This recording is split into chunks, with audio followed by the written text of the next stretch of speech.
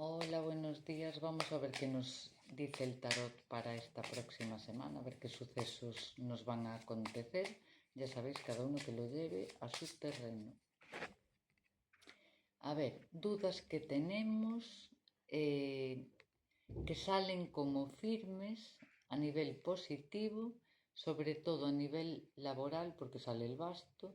Sin embargo, son dudas favorables en cualquier área de la vida, económicas, sentimentales,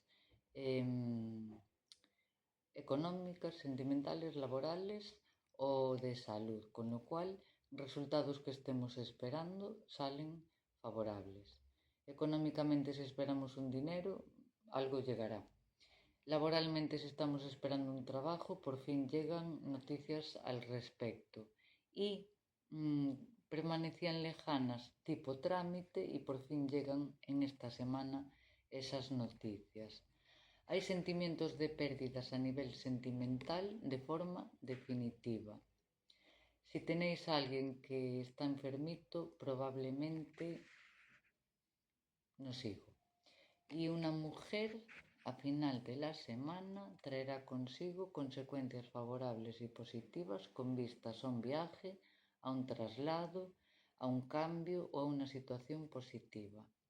Me llama mucho la atención la sensación de pérdida y si estáis en riesgo o queréis dejar a un ser que habéis querido, porque aquí ya aparece la carta de la ausencia sentimental, las cartas confirman que ya es el final definitivo de una relación, pero de una relación que ya no tiene sentido seguir adelante con ella, el final de una relación que ya ha terminado. Sí que ha habido amor, pero ese amor ahora mismo ya no existe y no nos lleva a ningún lugar que merezca la pena.